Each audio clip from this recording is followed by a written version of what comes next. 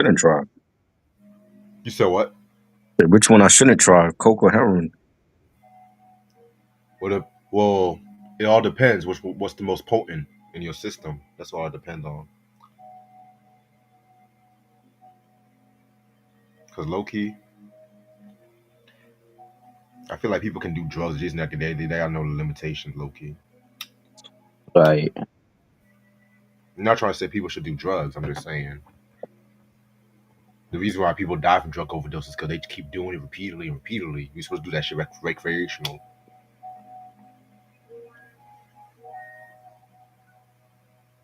But let me keep my mouth shut. Fuck that. So apparently they're making a Freaky Friday sequel. Not interested. Like the world wants to see Jamie Lee Curtis's flat ass right now and shit. Ain't she like 80 years old? And Lindsay Lohan don't look much better either. She look like she 50. Nah, Lindsay Lohan still look. She got better looking after the whole drug issues and shit. Like, 'cause I have nothing against Lindsay Lohan. I just never liked the movie itself. I just felt like it was one of those cheesy Disney movies. Like, y'all gonna switch bodies again for what? Why? I thought man, the switching of the bodies worked in the 80s and 90s. Thank you. Like movies like Big and Vice Versa and Ooh, all them. Like now it what? Why? Why Big is a now? Big is a classic, man. Huh? I said Big is a classic movie. Yeah, busy. Yeah, big, yeah. And mind you, Freaky Friday, that was already a remake of a '60s movie. It I was, yeah. forgot I forgot who actually was starring in the '60s version, but I know it's some white actors I don't give a fuck about. Like,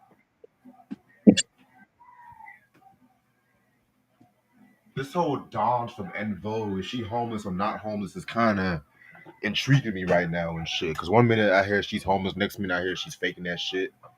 You know what I'm saying? I mean, if she says she wants to live in a car, let her fucking live in a car at this point. That's what I say. At least she ain't paying rent. yeah. But at the same time too, it just sucks how all these R&B acts always going through some financial bullshit. You know what I'm saying? But these white motherfuckers, they can die in glory. They can die in glory with all their money intact. You know what I'm saying? Mm. Well, this nigga Gene Hackman is running it like every scene in this fucking movie. But the physicality, oh my God. Don't even get me started with the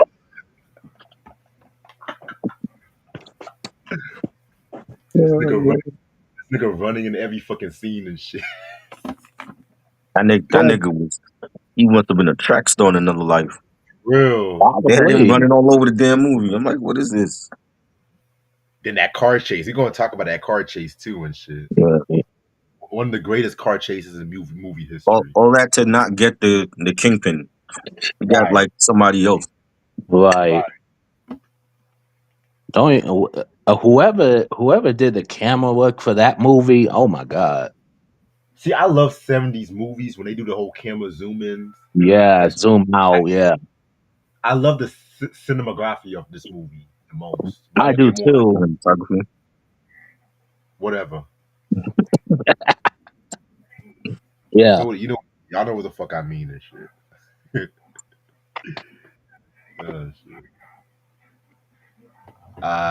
Q said, Q, you said a lot of shit, man. Hold on. I was just thinking about this earlier. Was Darling Nikki by Prince the first to be put on a parental? That was what got the idea and stuff like that for the parental advisory sticker. But it was because Tipper Gore missed a period, so she wanted to do something just to be noticed. That's why she did it. Um, you said nice mix on the Wu Tang and Mario Brothers. Appreciate it. Appreciate that.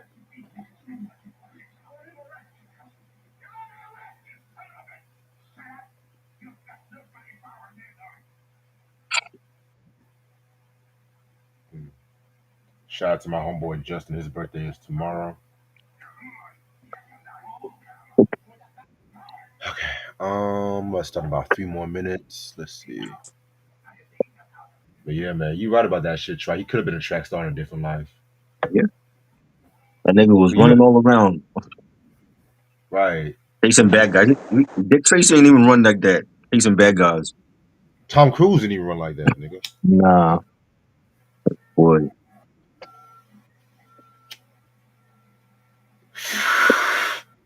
Mm. And not paid away for artists to say whatever they want on record. That's true. That's true. Yeah, man. What else is going on in the news?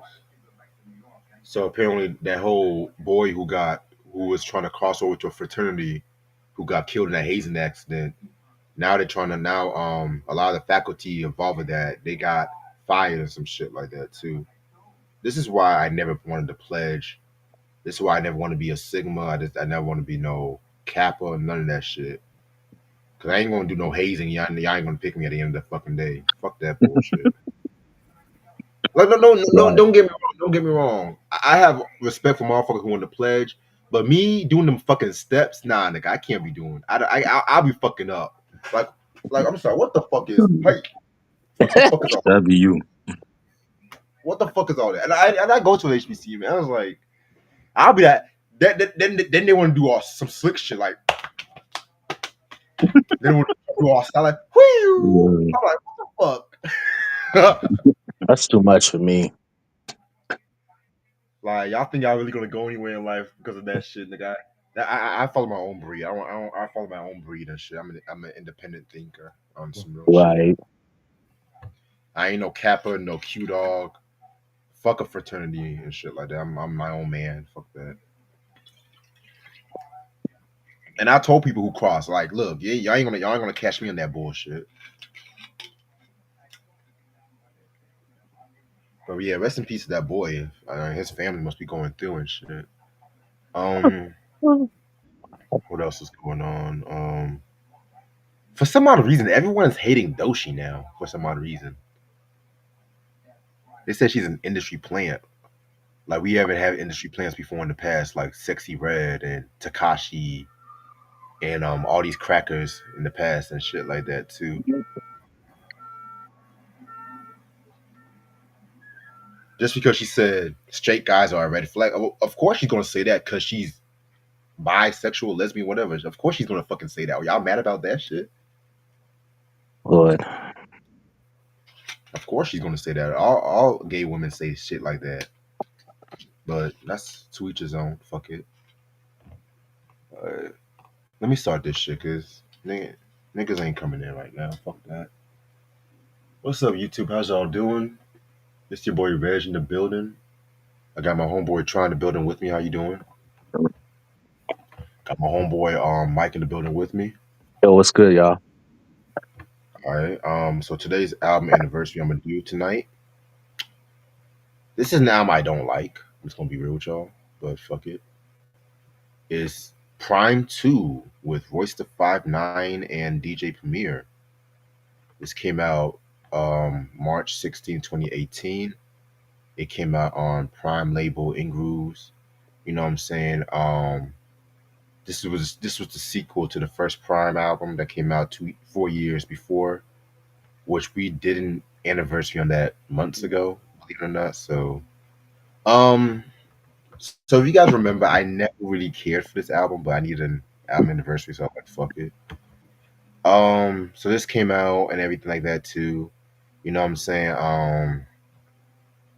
Uh, Let me start with the good because there was some okay tracks.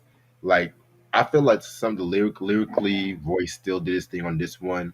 My main gripe with Prime 2 was just the production from Primo. Believe it or not, you know what I'm saying. I'm a huge Primo fan, but I'm just like, it wasn't as good as the first Prime. I feel like the sequel should not have been needed and stuff like that. As usual, we have unwanted hip hop sequels and shit like that too. You have songs like "Respect My Gun" with Rock Marciano, which was okay. "Era" with Dave East, Black History. But then once we get to the latter half of the album, like "Flirt" with 2 Chainz, I didn't care for too much. I didn't care for Maiden Man with Crit and Denard Porter and stuff like that too. You know what I'm saying? I mean, I was never a big Yellow Wolf fan, so wow, without a warning, I never cared for that. You know what I'm saying? I mean, this album was just decent at best. You know what I'm saying? What did you think about this album, Try? It was alright. I just felt like they were trying to do too much with this one, you know. Yeah, And I remember the Two Chains. I'm like, that was weird, just having Two Chains on that album, and like, where they yeah. go? What he doing? And that this was around the time when Two Chains was stepping his pen game up too, low key Uh-huh. and stuff like that. You know what I'm saying? But at the same time, it was just like it was a bit of a stretch at the time. You know what I'm saying? Like now, let me ask you this: Prime 2 or Run the Jewels 3? I don't remember when the Juice. I don't remember what's on that shit. Yeah, I never that's a remember. hard one. That's a hard one for me too. I might have to go with Run the Jewels 3, but not by but by a landslide because it's that album still has some shit to it too. You know what Right. I'm saying? But Mike, have you heard this album before? No. Yeah, this album to me wasn't really nothing special to me. To be real with you, I mean it was okay, but maybe one or two tracks I actually like, but it just wasn't really that special to me, to be honest. No disrespect, Mike. I was not even expecting that answer from you. To be real with you, No. I was not expecting that answer. I was like, "Oh, you fuck with this, okay?" But Yeah, yeah. I mean, it just, I mean, lyrically it was, pretty decent, but yeah, that's about it, you know. yeah. I don't know. Primo, I love Primo, but once we get to the late 2000s, 20 teens, he's very hit or miss for me. Yeah. And I hate Right, I hate it. I hate to say it, but fuck I've been it. saying that. I've been saying I'm an that. honest fan. I'm an honest fan. right. He has, it's been a long time since he made like a full album with anybody that was good. It's been a long, long time. Yeah. All right. So I think did I do a review on this album? I can't remember. I don't think I reviewed this album, but fuck it. So right about now we also want to go to the Billboard charts of 1979, March 17th to be exact. And we're gonna do the top 20 hot soul singles of this week. So number 20 is Gary's Gang called Keep On Dancing. I never heard that song. There we got Knock on Wood, that cover with Amy Stewart. Eh. Number 18, Peaches and Herb, Shake Your Groove Thing. Never cared for that song, to be real with you. Number 17, Tabier's. Never had a love like this before. Never cared for that group. Number 16, Rufus, Keep It Together. Okay, we getting somewhere. Number 15, Chic, I Want Your Love. Classic song, classic album.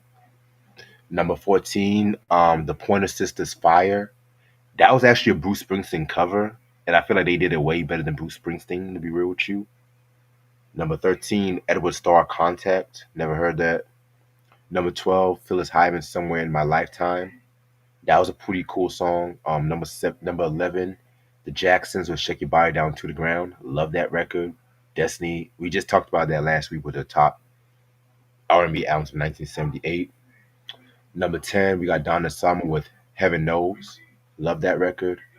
Number 9, we got Parliament with Aqua Boogie. Of course, you gotta have P Funk here, of course. Number 8, you got Gary and Heinkel, whatever. Dancing. Never heard that. Number 7, we got Bell and James Living It Up. I heard that before a while back. I think that was alright. Number 6, we got Delegation Oh Honey. That was an okay song. Number 5, we got Rod Stewart. Do You Think I'm Sexy? Trash. Love the Number song. 4, we got Love that song. Yeah. Y'all Better Than Me. Um, Number 4, we got Gloria Gaynor. I Will Survive. Trash. Wow. Uh, Wow. You don't like the song either? hey, nah, it's overrated. Oh my lord. I Uh, will, I will survive. I will survive. The only time I liked that song was when she appeared on the Wayans Brothers, Mm. and she actually guest starred, and they had them gay dancers, and then Sean and Marlon were doing the dance. That's the only time I like that song and shit. You know what I'm saying? But she had other great songs in that. But if that's a signature song, then so be it. Number three, Sister Sledge. He's the greatest dancer. Oh yes, Love it. classic. Yes, love that song. Why? He's the greatest dancer. All my Will Smith fans, y'all should know about that one. Number two, Chuck Brown and Soul Searchers Bustin' Loose. That was okay. And number one, Instant Funk with I Got My Mind Made Up. A lot of these songs I haven't heard. This is kind of a mid top 20. Okay, it was kind of mid. All right. So now we're going to talk about the French Connection 1 and 2. You know what I'm saying? Of course, we're going to start off with French Connection 1. You know what I'm saying? This movie came out 1971, October 7th to be exact. It stars Gene Hackman, Fernando Rey, Roy Schneider, Tony Lo Bianco, and Marcel Bosufi. This is actually based on the novel that came out in 1969 of the same name that was by Robin Moore, directed by William Friedkin, and produced by Philip D. Antoni. You guys know what we do. How did y'all get into this movie? I'm gonna start off with Try. William Friedkin, that's the man that made the best horror film of all time, The Exorcist. My favorite horror film of all time, loved it. And I saw this movie on Netflix. This is before the pandemic, like years ago when they had it on Netflix, 1 and 2. And I grew up with Gene Hackman, rest in peace, when he played Lex Luger in the Superman films, and went on to do other stuff. You know, I loved him as Popeye in the Popeye film, and Enemy of the State that we talked about with Will Smith, classic film. He's had a lot of great films, and this is like the '70s with the dirty New York, and him and his partner Buddy Russo going around, and they chasing the bad guys, and they after this French dude Chartier, and trying to catch him and what he was doing. And man, it's like it was like an adventure, like just him and Russo and going around the city and trying to get this French guy, and they couldn't get him. And I feel like for this movie, I didn't realize it before till now. Like they were unfairly treating black people like shit. You know what I'm We'll saying? talk about that. And it's crazy how they just let that slide in the movie. You know what I mean? And but the whole feel of the movie, the cinematography of it was more. It felt like gritty New York, and you had those '70s, films like that, and Serpico, you know, Dogs of the Afternoon, like those felt like old gritty New York, and it was good. I think this movie is like I don't hear a lot of people talk about this movie. You know what I'm saying? Just really the main one, like the sequel we gonna talk about that. I had some issues with that, but the first one was really good.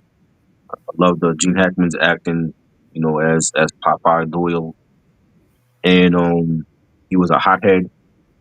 He was ready to fight at any given time, and but he was passionate and dedicated to his being a cop on the street, and going after the bad guys like he did in this film. And he was running all around like a track star, and he was that dedicated to catching the bad guy. And I just thought it was a dope film. You know what I'm saying? And a lot of stuff going on with it. But I thought for this part at least, this to me really should have been like a standalone film. Mm. But yeah, that was like my introduction. Just seeing it on Netflix. There's certain films that Netflix have that when they want to, they'll put on like an old classic like this, or the Seven Ups. I don't know if y'all ever saw the Seven Ups. That was another I good heard of one. that. That's the Real, one with Roy Scheider, right? yeah, that's right. Because Roy Schneider was in this one. He played Yeah, Buddy Russo, and yeah, Roy Schneider was in Seven Ups, and that's right. another film I watched on here. So I mean, when they want to, Netflix have like the good oldies. They don't do that all the time though. But that was just one of those times when I had seen it on the database, and I was like, yo, let me watch this because I never watched it before, and I seen one and two on there, and this one was really good. Okay, that's what's up. That's what's up. What about you, Mike? How I got into the film, I remember a long, long, long time ago that I watched this movie. I watched it on TV, so they edit stuff out. It wasn't until actually, it wasn't until today, like looking at it again, and one thing I noticed was the cinematography. It's beautifully shot in gritty New York, and performances from Gene Hackman, Roy Scheider, everybody did their thing in this movie. I think it's definitely one of the best movies I think of the '70s, and um, with the genre of like cop dramas, I this is definitely like a very like gritty like cop drama. But for what it is, I think like to me like this movie like kind of made like it definitely made its mark, like definitely. And you don't hear a lot of people talk about um the French Connection, like when it comes to Gene Hackman and stuff. Like people talk about Unforgiven and all those other things. Like Gene Hackman, I mean, he's done some movies that not a lot of people, talk about. It's a movie I saw with him, and I think it was Al Pacino, called Scarecrow. Came out a couple years later. That was a really good film. Good film, but very underrated in my honest opinion. And then another one he did that next year was A Conversation. That one was good too. But yeah, this is definitely like a great movie for its time too. Definitely. So I'm gonna be real with you guys, and y'all might laugh at how I got into this movie or heard about this movie. It was kind of inadvertently. So it was an episode of Good Times I was watching, Hmm. and this was the episode JJ's fiance. This is the episode when Debbie Allen played the junkie, the heroin junkie, and stuff like that. Heroin in the sitcoms, y'all, only in the '70s. And it was the second part. They were trying to get the pusher, and the pusher was like this little boy. Like he looked like he was about 9 or 10 years old or some shit like that. You know what I'm saying? And pretty much Diane's father, who was Debbie Allen's character's name, she he pretty much was like, this little punk that's been selling my dog junk.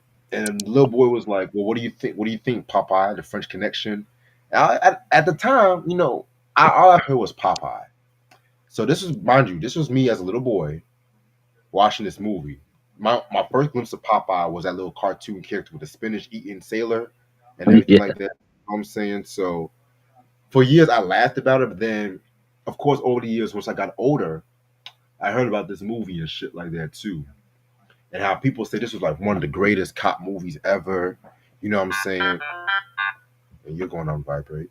How this was like one of the greatest cop movies ever and stuff like that too, you know what I'm saying? And also with the fact that this movie was definitely had one of the best realistic scenes when it comes to like New York and everything. And I've always respected this movie's input and everything like that too.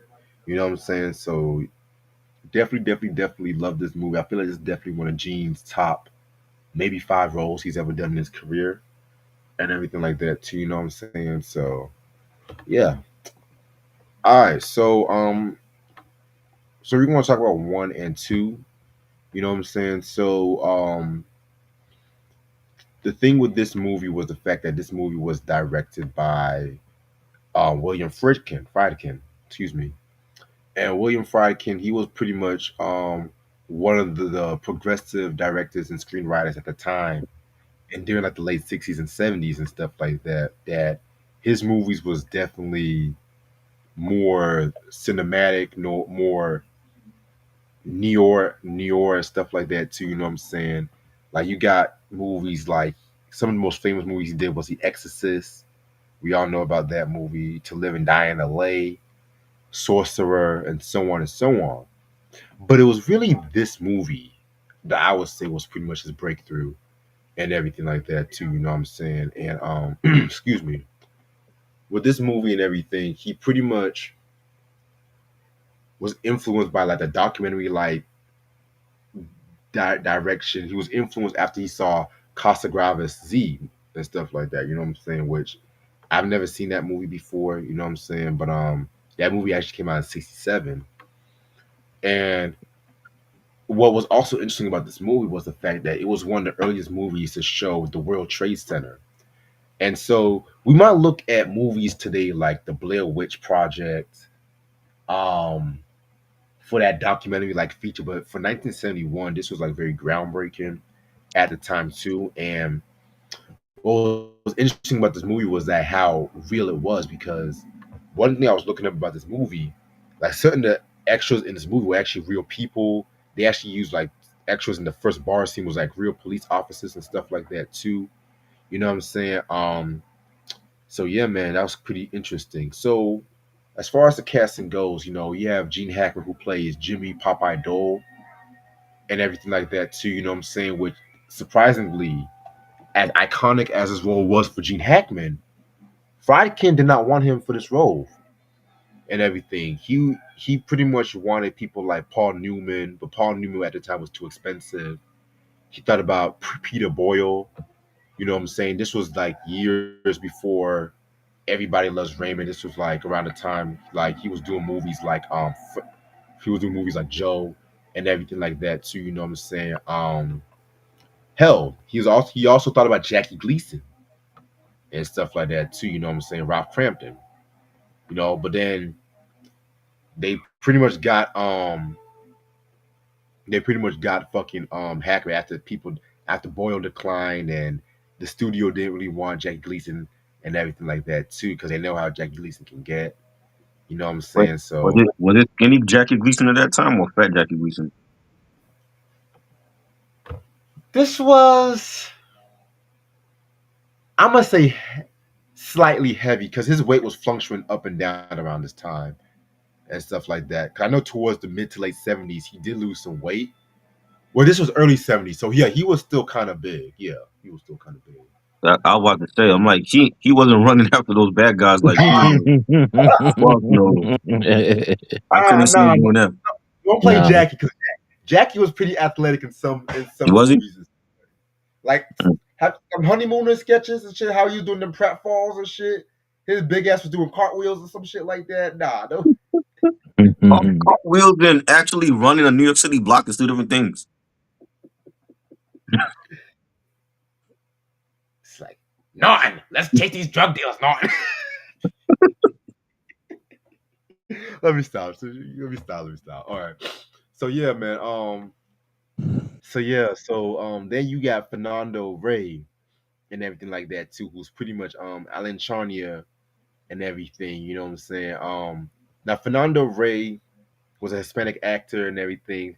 At that time, he was known for movies like Luis Buñuel, Tristana, and shit like that. And of course, you know he was on Discreet Charm of the Bourgeoisie and everything. I'm gonna be real with you. I've never seen these movies, so if I'm butchering their fucking names, I'm sorry. I'm just Yeah, gonna be. me neither. I've never heard from either. I'm just gonna be. You say what's your I'm name? I just gotta be real. You know, I'm not multilingual like that and shit. You know what I'm saying?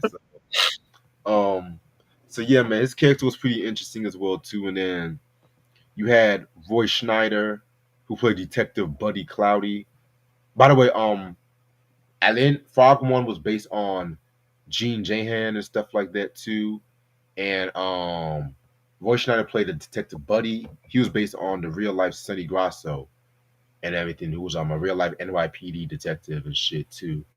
You know what I'm saying? And yeah, his character was pretty good. You know, side by side with Popeye and stuff like that too. You know what I'm saying? I kind of consider him the more level-headed one compared to Popeye, if that makes sense and shit. You know what I'm saying?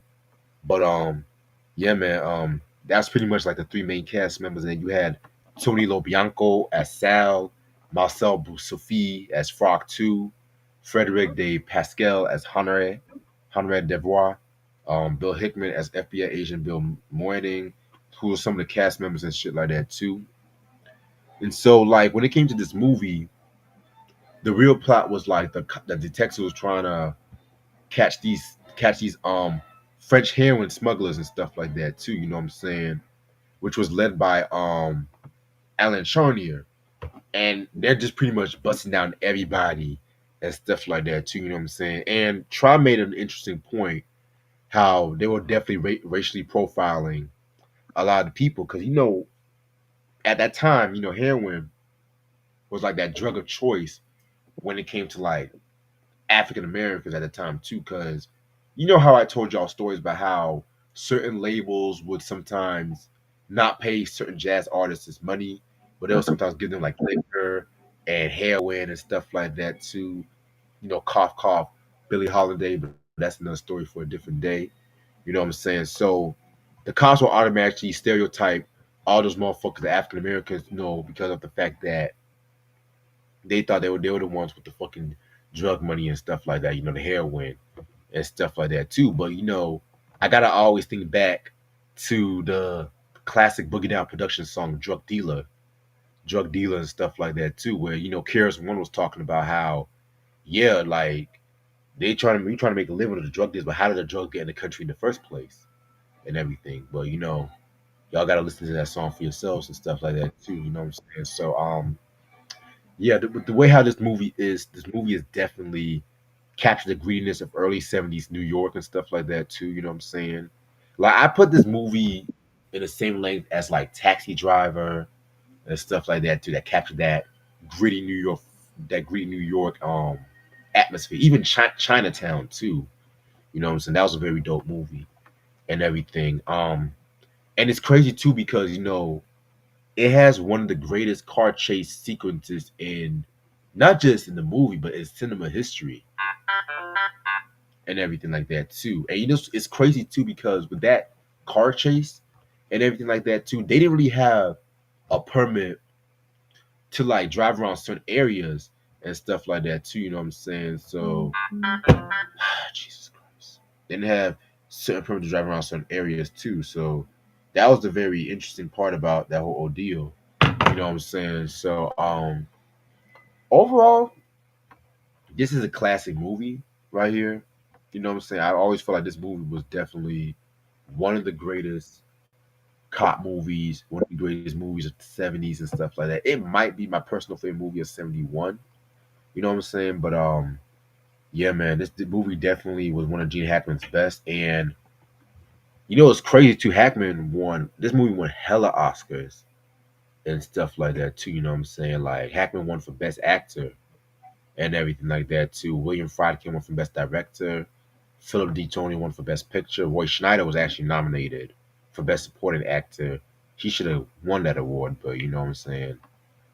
So those are my thoughts on French Connection One. What do y'all think about the movie?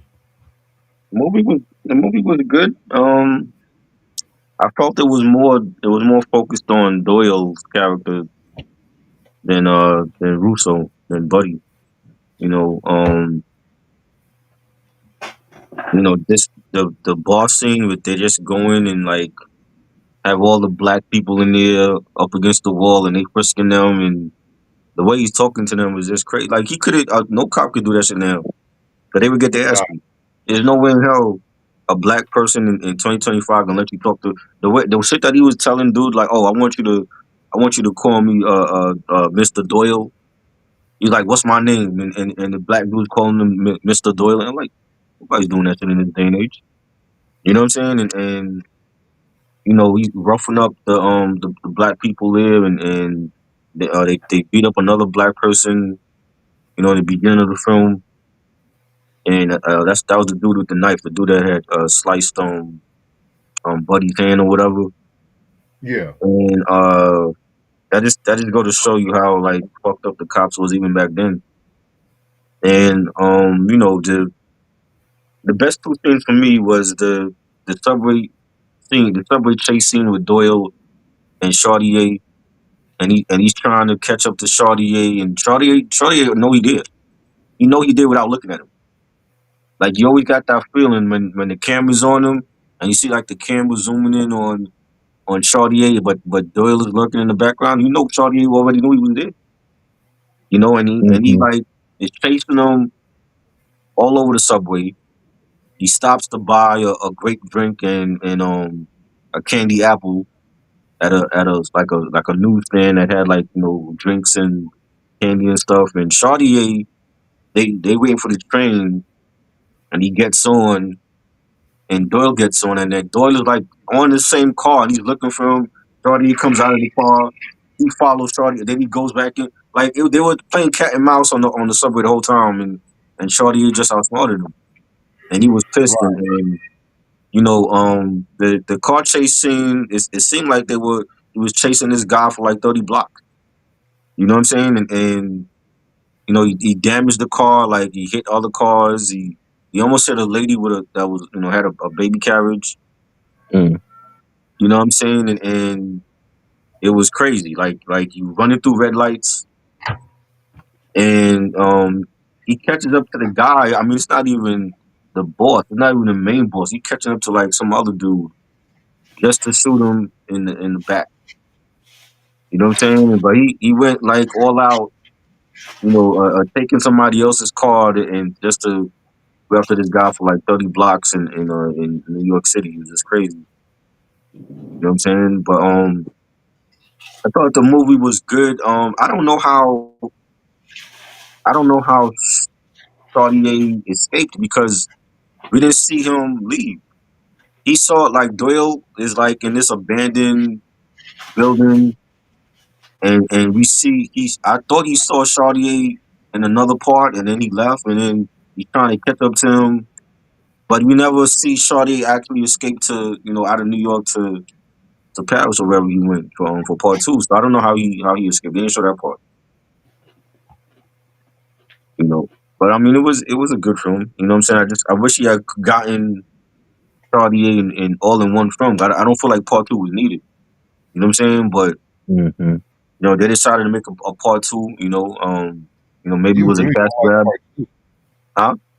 You really don't like part two, do you? I don't think it was needed. You know what I'm saying? Like everything that could have happened in part two could happen in part one. You know what I'm saying? And it's like, was it a cash grab by the studio?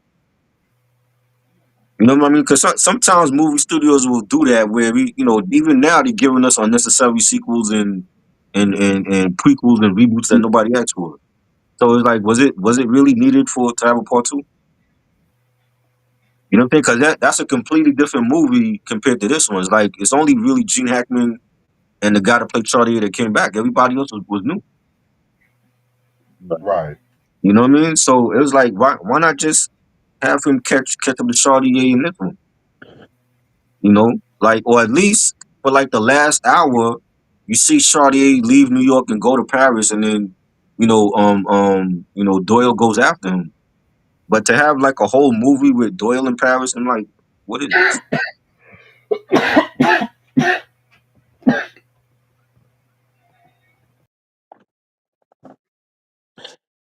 I agree.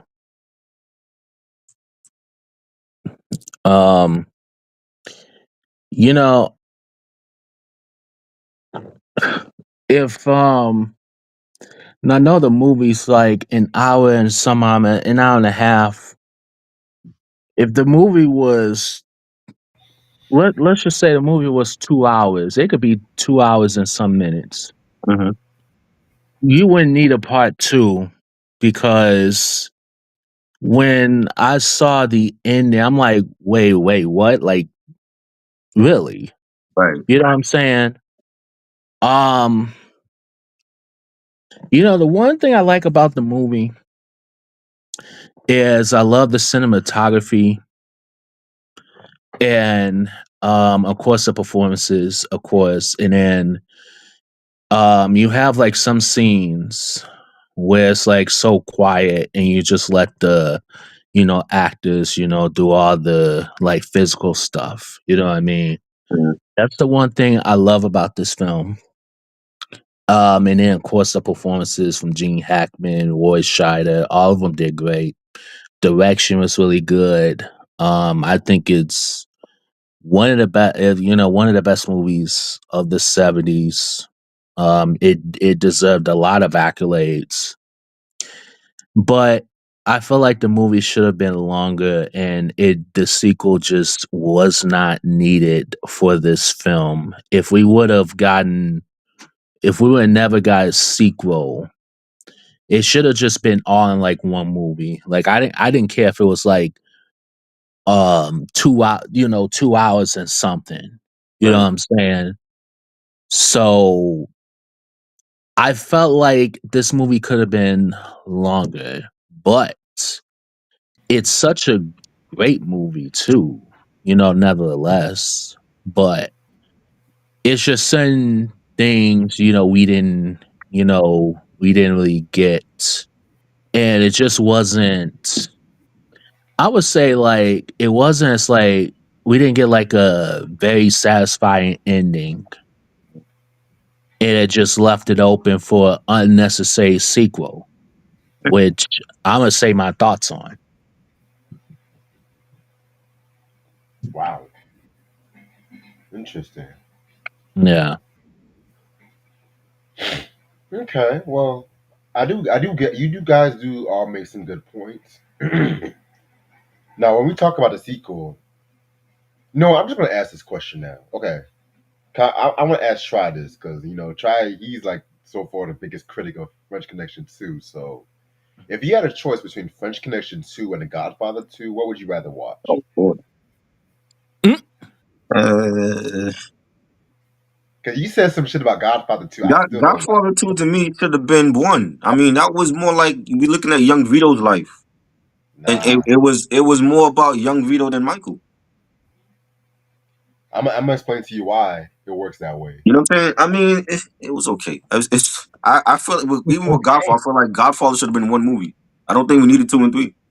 How was Godfather 2 okay? That's one of the top five greatest movies of all time. The greatest Godfather sequel to 2? Godfather 2? yes, Not on my Godfather list. 2. Not on my Let me list. tell you something. Godfather 2, people might look at that now. It's like, oh, you telling the sequel, the prequel, and the current time. A lot of movies do that. Okay, but at that time, that was like the first movie to do it at that time Okay. and shit like that too. You know what I'm saying? And the fact that it was more political. Talking about the water translating with the whole Watergate scandal that was happening and shit like that too. Come on, God, y'all. Now Godfather three, y'all can give all y'all shit to Godfather 3. I don't give a fuck, but Oh. there will be no Godfather 2 slander. The No. best thing to me about Godfather 2 was seeing the transition of Michael going from, innocent Michael that was the good son and he was at school and then he turned into this, kingpin after his pops died. That was the best thing about it. But that's why I love Part One so much because when you see Michael in it, he was not Michael Corleone like we all knew later on in two and three. It was more about Vito being the head of Mhm. the family, and you had Sonny, and then Sonny gets killed. You know what I'm saying? Like I think Part One was the best one. Respect. Now, yeah, part one, that's still the magnum opus. But part two is slightly close.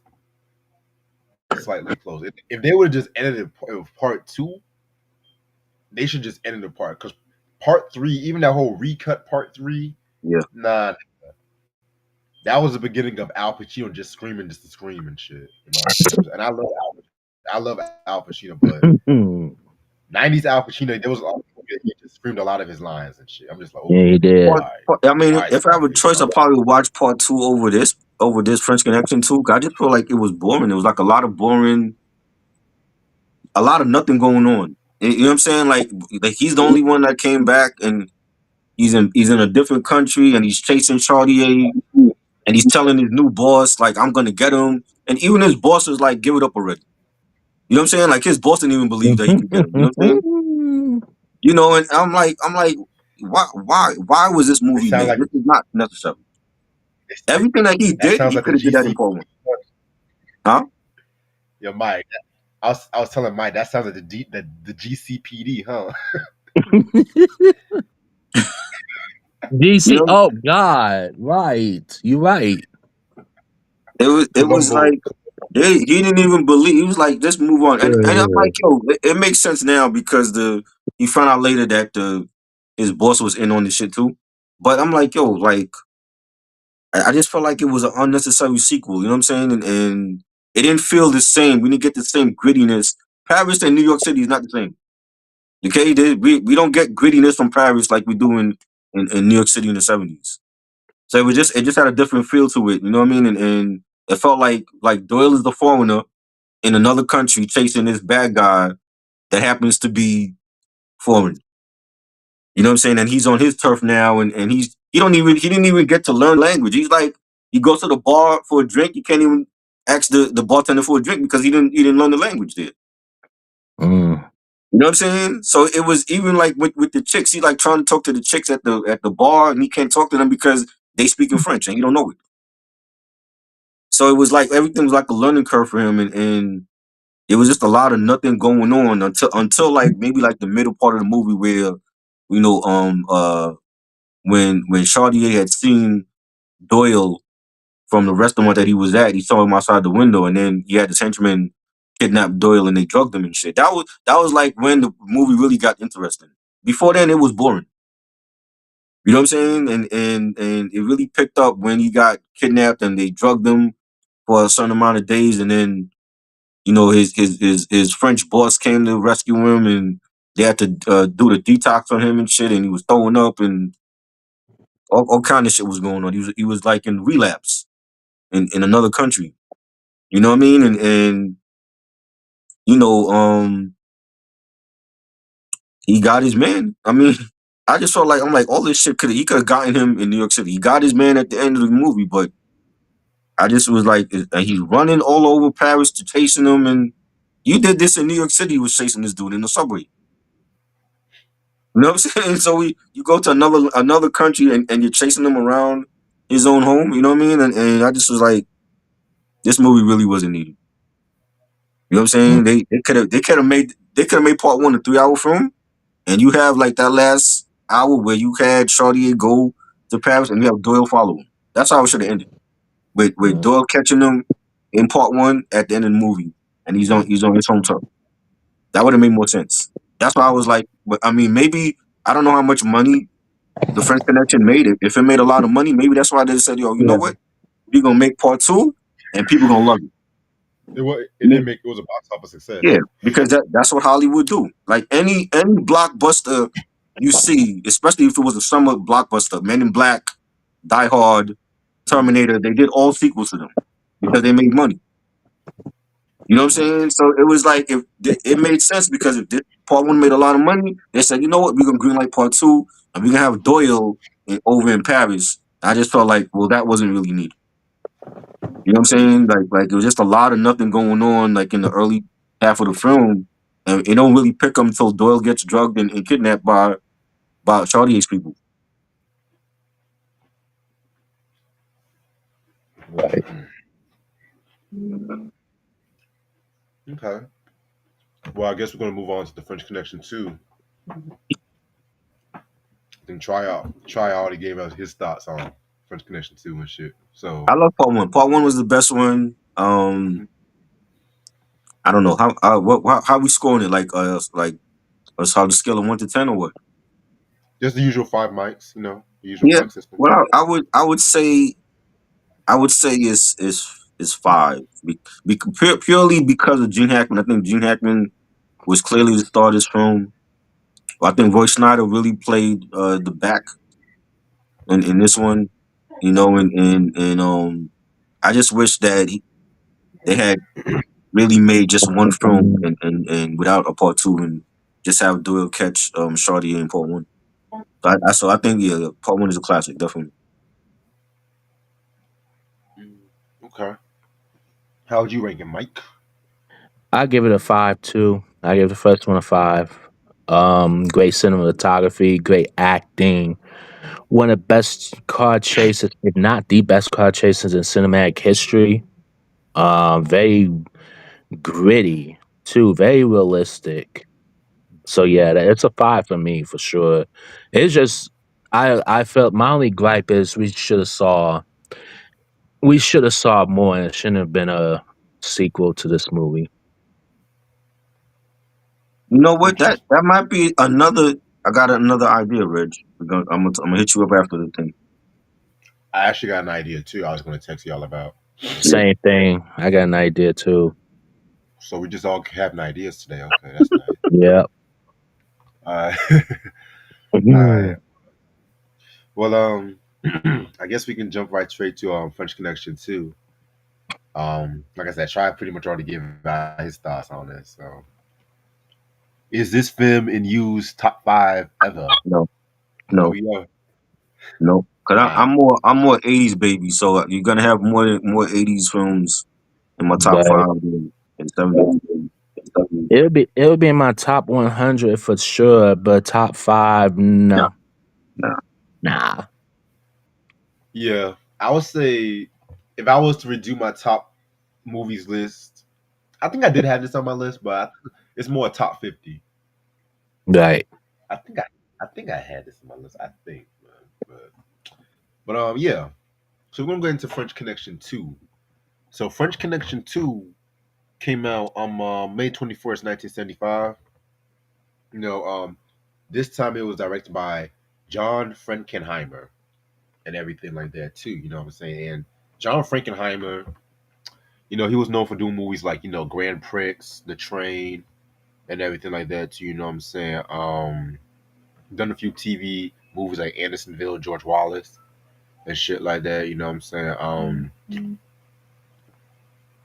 Like it's like you guys mentioned before, like only Gene Hackman and Fernando Rey returned for this movie.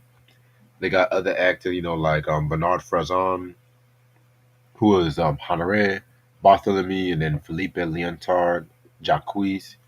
They got like a lot of more French actors here because, of course, they filmed this movie in France and everything like that too. So, like I said, this movie continues on the story with Popeye. This time going to Marcel to get the French drug dealer, and this time bringing him down and everything like that too. You know what I'm saying? At this time, sequels weren't really the norm at the time, but I think like with the success of like Godfather 2, which came out a year before this one, they really wanted to jump on that sequel train and everything like that too. You know what I'm saying? I mean, honestly, it's kind of crazy too because Gene Hackman almost passed on this movie, believe it or not. You know what I'm saying? And he felt like he passed on this. He passed on it because of the fact that he felt like the length of the time between when the original was made and the sequel, it would hurt the box office success and everything like that too. You know what I'm saying? Because you gotta remember, like sequels, like yeah, this movie was still was a box office success, but you gotta remember, sequels at the time was not really made because The Godfather 1 and Godfather 2 was like within 2 years apart and everything like that too, which is fairly reasonable. This one was like 4 years apart and everything like that too, and at that time, Gene Hackman was already getting into his acting and everything like that too. He's already becoming a success and everything like that because he had just done Young Frankenstein, a, a dope Mel Brooks movie, by the way, The Conversation, and then Scarecrow and everything like that too. You know what I'm saying? And yeah, man. And so when it came to this movie and everything like that too, they definitely wanted to go international because when most sequels they always have to go to some exotic location and everything like that too. You know what I'm saying? And what's more exotic than Paris? You know what I'm saying? Like, and honestly, with this movie, I'm gonna repeat the sentiments. No, I don't feel like this movie is touching the first one. You know what I'm saying? I definitely don't feel like this movie's touching the first one, but at the same time, I definitely feel like I do like it. I do feel like it's a nice adventure. You know what I'm saying? Yeah, it's crazy watching Popeye getting injected with the heroin and stuff like that too. You know what I'm saying? I mean, do I feel like it's as dark as the first one? Absolutely not. I definitely feel like this one was more gritty than dark. Excuse me. But that does not take away from its appeal. And those are my thoughts on the movie. I really wanted Doyle to punch that his boss out, yo. Like he was annoying. That French Right. dude, Yeah. he was really annoying, yo. You know what I'm saying? Like, and Doyle is telling them like, yo, like y'all haven't done shit to go after Chartier, but you're trying to stop him from going after him. This is the dude that was in New York and he was on the case and he got dropped off the case and you know what I mean. That French boss was annoying. Like he really should have knocked his ass out. You know, Right. and I just felt like it was just an hour and 57 minutes of crap. You know what I'm saying? Like if they brought back the original cast and had Boy Schneider go over to Paris with him, it probably would have been more interesting. You know what I'm saying? When you have the two of them in Paris and they chasing after this guy, I didn't like even the way that he got Charlie at the end was whack. I'm like, you're chasing and he's running, mind you, not even driving. He's running after a boat. Running after a boat. That's Chartier that he saw Chartier on and he's chasing this boat by foot in Paris. And it's the daytime and it's hot. He's sweating. And then he manages to get to like a certain spot when he see the boat passing and shoot Chartier with two like you gotta be a great like military aim type of shooter, type of sniper to get him from that distance where he got him at. I'm like, even the way that he killed him was whack. You know what I'm saying? Like that's why I was like, yo, this sequel really wasn't needed, man. This is just Hollywood being Hollywood, and they saw a cash grab and took it. But I would have changed everything about this film. You know what I'm saying? Like it's okay if you wanted him to go to Paris, but at least bring back Roy Schneider for this one. What was he doing? Jaws at this point? He's doing Jaws, yeah. I mean, even with that they had sequels for that shouldn't have happened. You know what I'm saying? Like Jaws one is the best one in that. Like, why do we need a part two? Why do we need a part three? Especially part three was garbage with Louis Gossett and they doing that cheesy Jaws 3D effects. Nah, that wasn't. You know what I'm I saying? never Uh, liked the movie. We ain't even gonna talk about part four. Part four was definitely not oh, needed. But oh God, why you though? know what I'm saying? I The was like, revenge? so Roy, you decided to not do this sequel, which was not good, but you went off to do another sequel, which wasn't good in Jaws. Damn, you know what I'm saying? It's like pick your poison. But at least if we had brought back Roy, I think it would have been more interesting with having both cops chasing this guy from New York. You know what I'm saying? But they decided to just make it all about Doyle in Paris, and he don't know the damn language. He can't speak to nobody. He's getting drunk. You know what I'm saying? And I just was like, yo, man, like this really wasn't needed. You know what I'm saying? And it played out very differently in my head, like how he would have gotten him. That you're not gonna get him. You chase this dude from New York to another country, and the you get him with a shot from long distance to a boat. You know what I'm saying? Like, why not him like run up to the boat and get on the damn boat and really beat this nigga to a pulp? You know what I'm saying? Like Right. why he got to stand like at a certain distance with a not even with a rifle or anything, a regular standard cop gun, and he manages to get him. Come on, come on. You know what I'm saying? I just think that was just a little bit too unbelievable, even for him. Mm. You know what I mean? Yeah, yeah, no, you're so right. Like watching this sequel. you know what? I felt cheated at all accounts. The beginning was just so boring. It just dragged on. And when when Gene Hackman he was strung out, and the heroin and stuff. I'm like, okay, this is gonna be one of those. Okay, let's see how it goes. I was not satisfied at all with with this whole sequel. Like it, what? Like all this should have been in part one. You know what Yeah, I'm saying? Like if this happened all in one movie, okay, there would be no sequel. But this was to me, this was just a pointless sequel. yeah, You know what I'm saying? And the ending was just I'm like, that's it? This is all we're gonna get? You know what I'm saying? So to be honest with you, I would have to say this is probably one of the worst sequels. It was just a boring sequel. It wasn't great. The grittiness to me wasn't realistic. This whole movie just is that they caked on scene after scene after scene. To me, it was just too pasty, too caked. On it's just tack. It's very tacky. You know what I'm saying? So I mean, I guess they wanted to do it for a cash grab, but at the same time, if this was 1970, I wouldn't spend my money on this shit.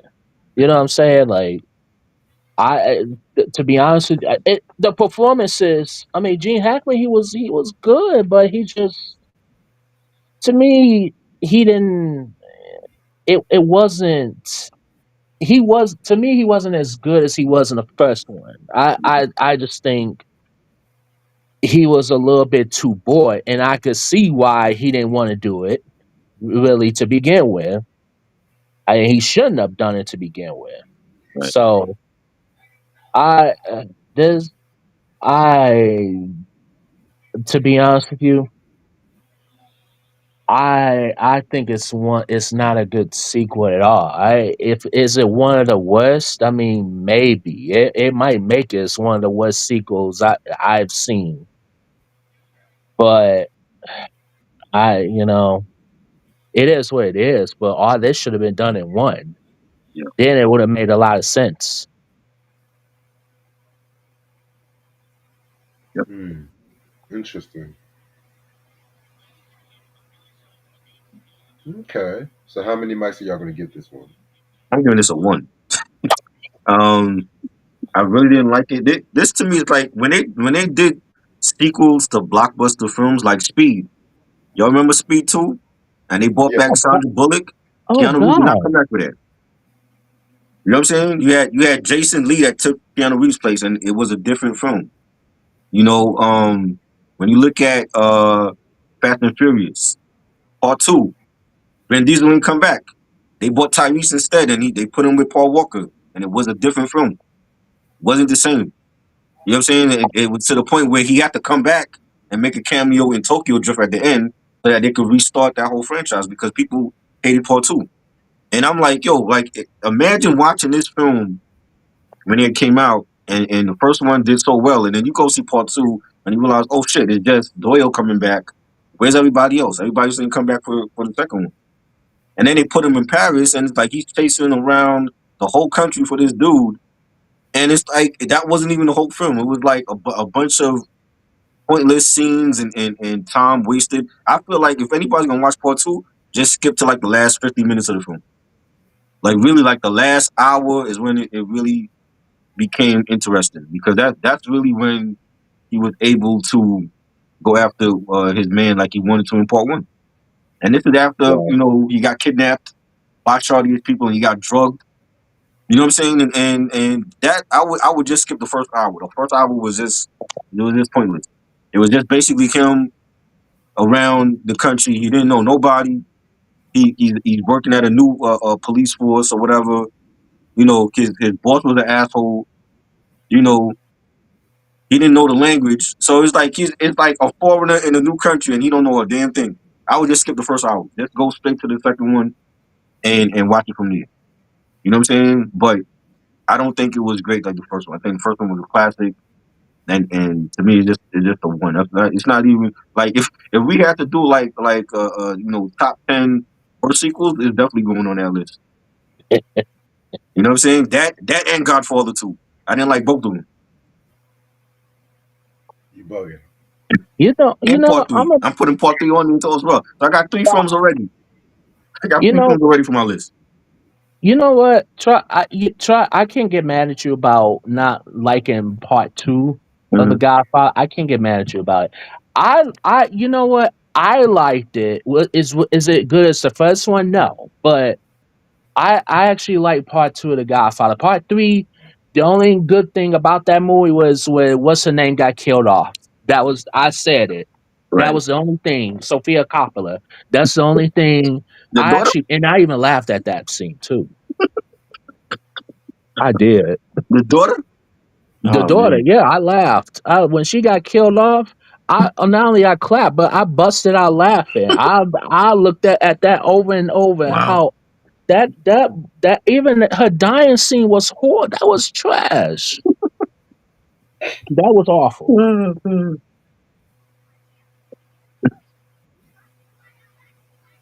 Wow. Would I would I give the French Connection to? I give it a half. I almost want to give it a zero. It it was just I felt like I got cheated.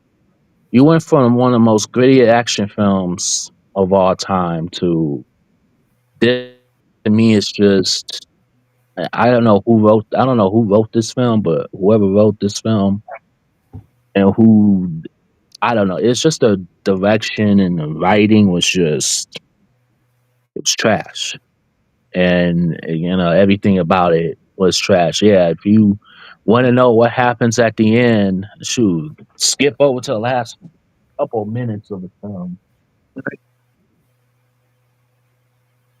And then even then, it's like you're like that's it. That's all we get. Right. That's it.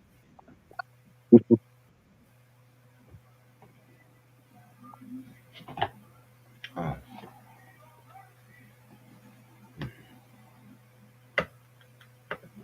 that's interesting.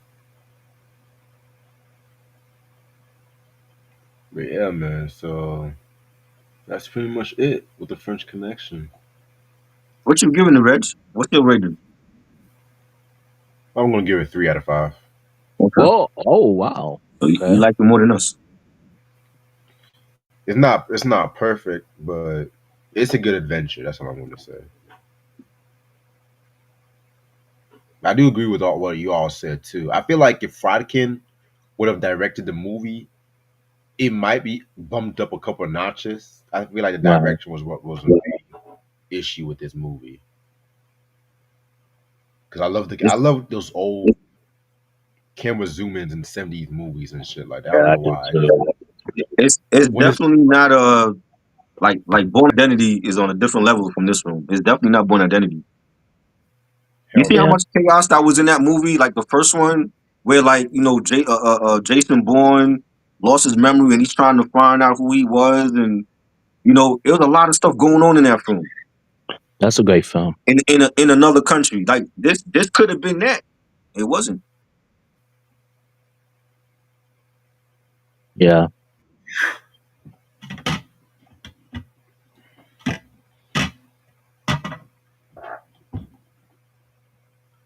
Yeah, man. Yeah, I'm gonna stay on for maybe like another 10 minutes. y'all know. Did y'all know that it was supposed? It's a TV pilot version of this movie Really. that came out in the '80s. They try to do a No, series out of this. They tried to. Wow, It man. was a TV. It was a TV movie. It's called Popeye Doyle or French Connection 3 with Ed O'Neill from Married with Children. One of what? his yeah, Oh, yeah, Wow. I remember yeah, hearing about. yeah. I've watched some of it. Mhm. Eh, you could tell it's a TV movie. It's an unsold. It was a like an unsold like pilot. They tried Right, to turn it into a TV series, which I don't know. I mean, it's better. You're better off just right. make it like a movie.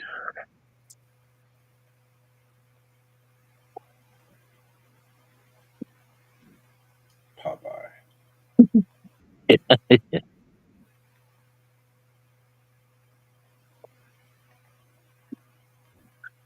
Mm. Yeah, I remember Ed O'Neill as Popeye. Oh, that was interesting. Like Shit. I'm trying to find where I can watch that movie Sugar Hill. That's not on Tubi. Nah, I couldn't find it. I have that on Fire Stick, Sugar Hill. Yeah, The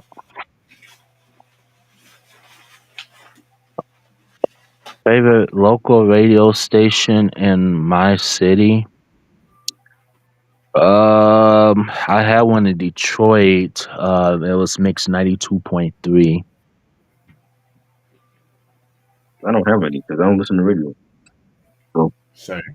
I don't really, I don't really, I don't really listen to the radio like that. But I know my mom used to have 92.3 on day and every day. I know that.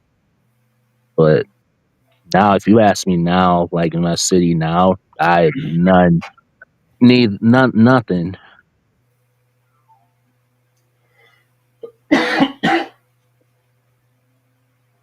Yeah, I don't have a favorite radio station either.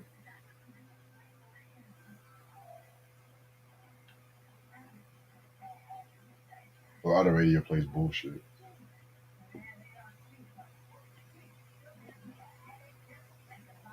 Yeah,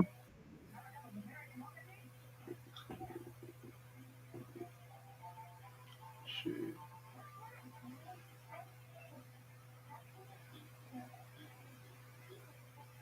Radio stations are not the same no more. Nope. So try, you ready for that Will Smith album? nope, mm, that's gonna be trash. I already know. We're like, Will, you stopped Chris Rock just to come out with a shitty album? So go slap him again. You know what I mean? You never know. he came out with another album. He's coming out with another album, and it looks like crap already. But I'm like, what? You better go slap Chris Rock again. what, when is that? When is that coming out? I think it's this month it's coming out. I saw he posted it on his Instagram. Oh Yeah, wow. 28. I'm like, yeah, I don't care to hear Will Smith as a drill rap artist. I'm good. All I heard was that song when he was like gang gang. I was like, okay, well,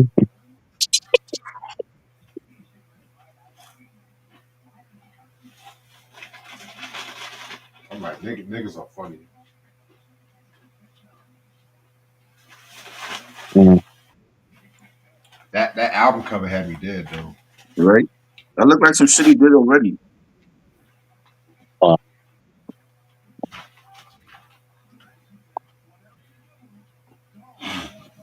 It might be good. You never know. I'm gonna check it out. Huh? I'm gonna check. I guess I'll How many check it out. I chapters? guess.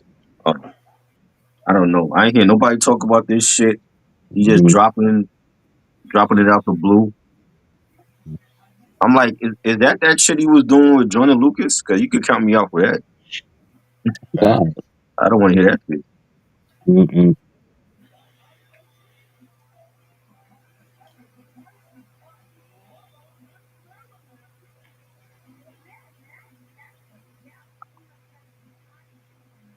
Shit, I mean, I've never really been a Jordan Lucas fan anyway. Yeah.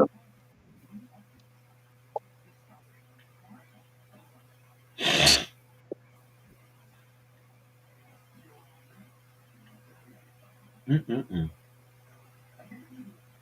ASAP Rocky talking about he's gonna come after Kendrick, Drake, and Cole on his new album. Oh boy. I guess Kendrick should be afraid then, huh? This shit trash, though. I'm gonna be done with ASAP. He Because disappointed me with Kendrick could end him just like he ended Drake. Get rid of all of them. What? ASAP said. ASAP said he been in jail all this time. He ready for all the smoke. Oh boy. What does he want? He want a cookie? It's easy to say that when you dodge the 30-year sentence. Now you feel invincible.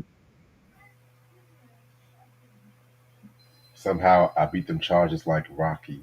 Mm. What? You got niggas got paid. That's why you free. Now, low key, that J line is a double entendre now. After Mm. what both J and ASAP went through. That song aged like fine wine.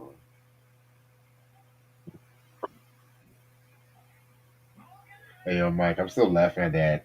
That I love New York episode I showed you and shit. Bruh, Turn that ass that's a around. lot. Turn that ass around. Low key, I thought she was gonna drop him low key. I thought so. But then like once she dropped my man's, I'm like, yeah, I kinda figured him too. Cause I'm like, man, It's the what about me? What about me? Speak, bitch. What about me? But no, it's not about New York. It's about Buddha love and Buddha pride. Bro, them confessionals be so funny as hell. I'm just like, who we paying these motherfuckers? but I gotta see more episodes, man. But, They literally have the whole show on Pluto TV. yeah. I gotta show you that Flavor of Love episode when that girl put the chicken in the microwave and shit. Dude, oh my god. Yeah, you got yeah. How you put a whole not even gonna nope. I'm gonna be quiet. She was like, I'm gonna make the chicken more healthy for him. Put some vegetables. She's trying to put the vegetable as a smiley face with the uncooked chicken. I'm like, this bitch. I'm like, this bitch. She she lost all her rights. I'm sorry. If I was with somebody that did that, oh, the relationship been over with. Nope. I throw that away. It's like you got to go. You got to roll. Right. Take your non cooking ass and get the fuck out. Yo. Oh man. I once had an old friend that fucked up on mashed potatoes. How you fuck up a mashed No, potato? no, no. Let me tell you about this dinner because she pissed me off. So she had pissed me off about some shit. So she said she was gonna cook for me just to make it up, right? I'm like, okay, shoot. First of all, she was supposed to make chicken, mashed potatoes, and peas, right? Yeah. The chicken was not cooked. The What? mashed potatoes looked like grits, and the peas was the only thing that was seasoned out of everything. At that point, I just said, "Look, I want to go to look." She was like, and she had a nerve to serve. It's a disrespect of serving me that shit. That was the disrespectful shit. Like the chicken was moving too. The chicken was moving. No What? lie. Oh hell Yeah, no. I think that shit was still alive. What? I'm not even being Wow. funny. I'm low key not even being funny. Like She didn't put no season, no chicken or I don't nothing. know. I don't know what kind of Dollar Tree she got that chicken from, but nah, you ain't gonna kill me today. Fuck that. She didn't put no seasoning or Oh, nothing. she didn't put no. She was supposed to have cooked that shit by 9 o'clock. She didn't finish until close to 1 a.m. I was hungry as fuck. I was like, damn, I could have ordered me a fucking pizza by this point. Sure as could have. I could have went to cookout. I could have shit. It took her At that that long. I said to myself, I was never going to eat anybody's chicken besides my own. That's what I said. Shit. Fuck that. Like, how you black? You don't season your fucking chicken. Oh hell, that's even 10 times worse. Fuck How you that. black? unseasoned chicken is like unseasoned pussy. It don't taste right. Exactly. You gotta have Exactly. you gotta have that pussy wet, man. That's what I'm gonna say. Exactly. Right? You gotta have that fucking pussy wet. Yes. That is basically tastes like unseasoned chicken. Unseasoned chicken is like unwet pussy. Like Pretty fuck. much. Shit, man. Uh, Fuck and that. I'm mad because she's trying to serve me some uncooked chicken. The mashed potatoes, I thought it was fucking grits, like some What? Quaker oats grits. Yeah. Somehow, Wow. Mm-mm. somehow, some way, I became full of some peas and shit. Somehow, some way, Shit. kiss my ass. At that point, if you black and you ain't seasoning your shit, your black card got to be revoked ASAP. And she's a mother too, man. That's the crazy part. What? She a mother? Oh, well, your mother card got to be revoked too. Shit. So I kid you not. I'm gonna say this because I don't fuck with her no more. But guess what she named the kid though? Y'all gonna What? laugh. What? Yeah, guess what she named the kid? What? Knowledge. Knowledge. Knowledge. What? Wow. Knowledge. They named the kid Knowledge. How you gonna The name your kid? the Wow. baby the baby died. The baby daddy in and out of jail and shit. He done fucked up a car twice. How you One gonna time he, name your kid something you don't got? Why? That's crazy. you know, what's funny? One time we were all chilling, and this nigga he got so fucked up. He wanted to make a speech. I'm gonna be a better man for the kid, baby. I love you. He's and then I kid you not. He said, "By the way, baby, I have a warrant on me, but I'm gonna be a better man." I'm like, wait. Wow. Like that's gonna make What a anything guy. better though. this the Mm-mm. By the way, baby, I'm a warrant. I got a warrant. Like that's gonna make shit any better right now. I'm just like, who raised this boy? Speaking of uncooked, unseasoned shit, so I was at a this is when I had a house back then. So Mhm. me and my roommate, we at the time we were throwing like Thanksgiving parties. Okay, everybody brought a dish, of course. Right. This one chick, when I tell you, she came in, she came in with boxed potatoes. Mind you, she didn't cook them yet. Mhm. Boxed potatoes, put in a bowl and put it in the oven. No, not in the oven, in the microwave. Wow. When I tell you, I looked at, I'm like, I'm not eating this shit. Y'all can eat this shit. I'm not eating this shit. And ever since then, I tell motherfuckers, I says, if you bring me some unseasoned shit, I'm checking. I'm expecting y'all food. I'm putting a metal detector. If your shit ain't seasoned, it's going right in the garbage. That is it. I don't care. You could get mad at me. Oh, I don't give a fuck. Your shit is going right in the garbage. I don't care who you are.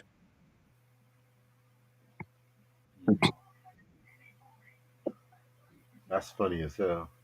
Yeah. Oh wow, they're making a John and Yoko documentary. Oh wow, Oh, John and Yoko documentary. oh, oh, wow.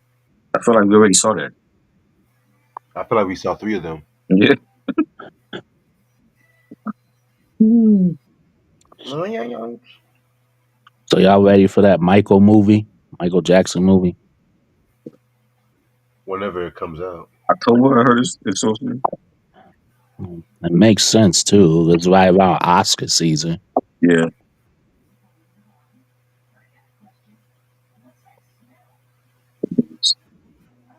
Yeah. I'm over here watching Rugrats right now. Oh, that was you. What? That was you who had Rugrats on. Yeah, cause Try don't watch cartoons like that. Man, that was my Rugrats was my shit back then. I only like the first three, maybe four seasons before they started becoming retards and shit. Same. Like they just started doing some stupid shit. I'm just like, how y'all have a tribe, but y'all know. Microwave is what the fuck? Right. Right. Oh man. Mm. But yeah. So shout out to my homeboy Tony. I'm gonna be on his podcast this Tuesday coming up for his Tuesday takeover. What's up? It was supposed to have been last week, but he had to reschedule because motherfucker lost his voice. And I don't mean motherfucker as an insult. I'm just saying motherfucker in general, in case he is watching this shit. Um, I'm also going to drop my new single in early April. I'm just gonna be real with you. It's gonna piss a lot of people off and shit. Try, you already know what it is. Cause I texted you the title. Mhm. Yeah, that's all I'm gonna say. I'm just like, you know what? I'm gonna piss people off this time around. I don't give a fuck. But yeah, I'm pretty good. I was thinking about reviewing that movie One Flew Over the Cuckoo's Nest with Jack Nicholson. Y'all seen that shit? Nah, I never saw it. I kind of I, heard about it before. I saw parts of it. Uh, yeah, I saw parts of it too. I was thinking about doing that shit, but I don't know if I can find it. I'm trying to do a little bit more whiter movies compared to black. 'Cause I feel like I've done like every black movie up to this part, even Bingo Long, which me and Mike struggle with that. Boy. Right. that Yeah. movie was that movie was so fucking confusing. I didn't know what the. Yeah, especially what that dance sequence though, like towards the beginning. Yikes. It's like everything, every scene, every serious scene. Also, they're gonna be having a parade. I'm just like, what are y'all happy about? Like, what the fuck? Doing cartwheels and shit. That song don't help it either. I take it there. Some Harlem Globetrotter shit. Oh god. Mm. Oh man. I was like, shit. But anyway, so tomorrow, me and Trag, we gonna do this classic right here. Hold on, I gotta pull this one out. I don't think y'all ready for this one. I know I'm not ready for this one because I don't know what half the time these motherfuckers are talking about. They were playing this with Reaching, a new refutation of time and space. I'm cool like that. Yes, I can't wait to talk about this one tomorrow and whatnot. Um, Also, this Wednesday we're gonna do King T's second album at your own risk. Shout out again to John Dixon for sending me that shit. You know what I'm saying? You're a real one. Friday we're gonna do Chica DeBarge with Long Time No See. An album, believe it or not, I've not heard in a minute. And you know me being a DeBarge fan, I be always skipping that album because I don't know why. But this Saturday at 7 p.m. we're gonna do a Battle of the Bank with Kanye West and shit like that too. You know what I'm saying? Really can't wait. Thank you for finally sending me the list. Try. Thank you. I gotta make my list and shit now because I'm lazy as hell. But other than that, anything y'all want to say before we head out? Yep. What was you, Mike? Um nah, not at the moment, nope. All right. So in case you guys tuning in late, we talked about the French Connection 1 and 2. Rest in peace to Gene Hackman. Rest in peace to him. Hope you guys stream it and everything like that too. But at the same time, get it on DVD, Blu-ray, whatever, because physical still matters. And I'll see you motherfuckers later. Peace. Peace, Peace, Mike. peace